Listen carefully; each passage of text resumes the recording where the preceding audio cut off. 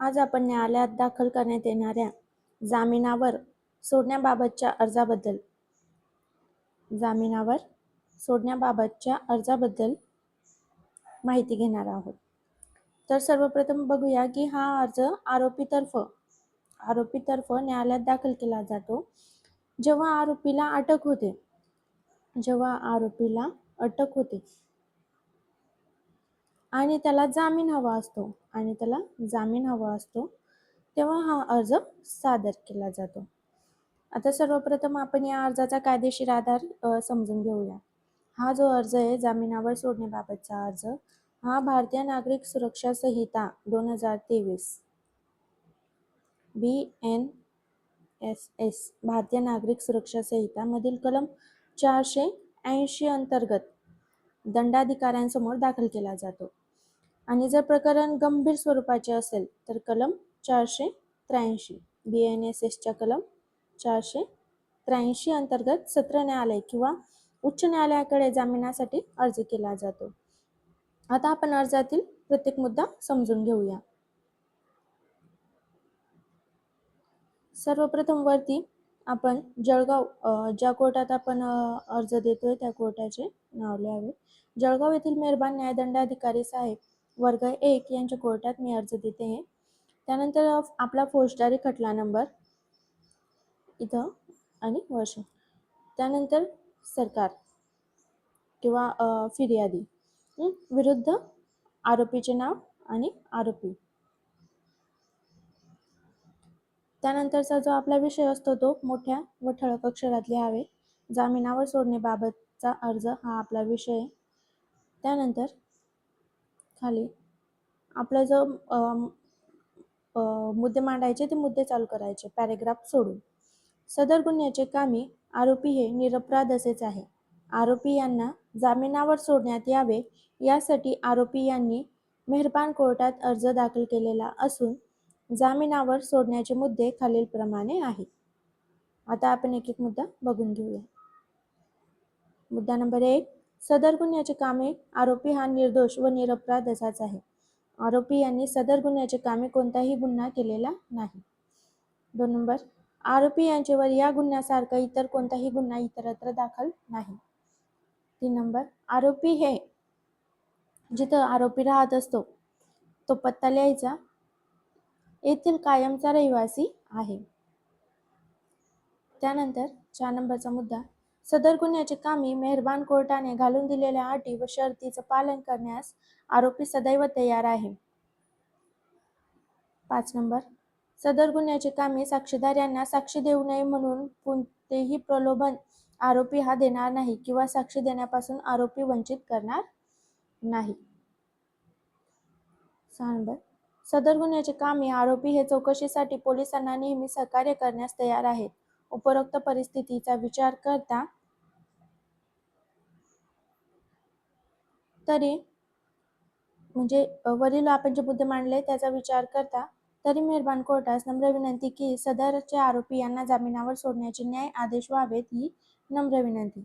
त्यानंतर अर्जाच्या डाव्या साईडला स्थळ व तारीख, ज्या दिवशी आपण अर्ज दाखल करतोय त्या दिवसाची तारीख, आरोपीचं नाव आणि आरोपीची सही. इथं डाव्या साईडला आरोपी तर्फे ॲडव्होकेट आणि वरती ॲडव्होकेट साहेबांचे नाव, सही व नाव. ठीक आहे, याप्रमाणे आपण हा अर्ज लिहिला. त्यानंतर आता आपण हे मुद्दे समजून घेऊया. आपला जो पहिला मुद्दा आहे हा, सदर गुन्ह्याची कामे आरोपी हा निर्दोष व निरपराध असाच आहे. आरोपी यांनी सदर गुन्ह्याची कामे कोणताही गुन्हा केलेला नाही. हा अर्जात नमूद केलेलं आहे की आरोपी निर्दोष व निरपराध आहे, त्याने कोणताही गुन्हा केलेला नाहीये. हा म्हणजे आरोपी निरपराध असल्याचा आपण इथं मुद्दा मांडलेला आहे. त्यानंतरचा दुसऱ्या मुद्द्यामध्ये आपण त्या सांगितलेलं आहे की आरोपी विरुद्ध दुसरा कोणताही गुन्हा दाखल नाहीये. त्यानंतरचा तिसऱ्या मुद्द्यामध्ये आरोपी जिथं रहिवासी कायमचा आहे तो रहिवासी पत्ता आपण दिलेला आहे आणि त्याच्यामुळे तो पडून जाण्याची शक्यता कमी आहे असं आपण या 3 नंबरच्या पॉईंटमध्ये युक्तिवाद केलेला आहे. त्यानंतरचा चौथा मुद्दा की न्यायालयाच्या अटी पाळण्याची तयारी, की मेहरबान कोर्टाने ज्या अटी आरोपीला लागू केलेल्या आहेत त्या सर्व अटी या आरोपीला अटी शर्तीचं पालन करण्यास आरोपी सदैव तयार आहे. म्हणजे तो आश्वासन देतो की न्यायालयाने घालून दिलेल्या सर्व अटी व शर्तीचे पालन तो करेल. हा मुद्दा खूप महत्त्वाचा आहे, कारण जामीन हा आरोपीचा हक्क असला तरी न्यायालयाला आरोपीवर विश्वास वाटणे आवश्यक असते. त्यामुळे न्यायालयाच्या अटी पाळण्याची आश्वासन हा आरोपी देतो. त्यानंतरचा 5 नंबरचा मुद्दा, साक्षीदारांवर दबाव आणणार नाही. अर्जात स्पष्टपणे नमूद केलेले आहे की आरोपी कोणत्याही साक्षीदाराला धमकी देणार नाही किंवा प्रलोभन देणार नाही आणि साक्ष देण्यापासून तो प्रवृत्त करणार नाही.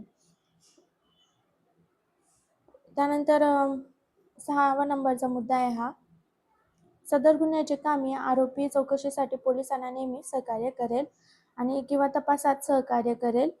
आरोपी पोलीस चौकशीसाठी आवश्यक त्यावेळी उपस्थित राहील आणि तपासात सहकार्य करेल, असे आश्वासन आरोपी हा देतो. मित्रांनो, जामीन देताना न्यायालय काही महत्त्वाच्या गोष्टीचा विचार करते. म्हणजे बघा, गुन्ह्याचे स्वरूप काय आहे. 1 नंबर की गुन्ह्याचे स्वरूप काय आहे. त्यानंतर 2 आरोपी हा पडून जाण्याची शक्यता आहे काय. 3 नंबर, आरोपी साक्षीदारांवर दबाव आणेल काय. आरोपी तपासात सहकार्य करेल काय. आरोपीचा पूर्वीचा गुन्हेगारी इतिहास आहे का. असे सर्व जे मुद्दे ते जामीन देताना न्यायालय महत्त्वाचे विचार करते. त्यानंतर याला आपण महत्त्वाचे न्यायनिर्णय बघून घेऊया की state of Rajasthan versus Balchand या प्रकरणात सर्वोच्च न्यायालयाने एक तत्व मांडले की bail is the rule and jail is the exception. Bail is the rule and jail is the exception. आता याचा मराठीत अर्थ होतो की जामीन हा नियम आहे. जामीन काय आहे. नियम आहे. जामीन हा नियम आहे, परंतु तुरुंग हा अपवाद आहे.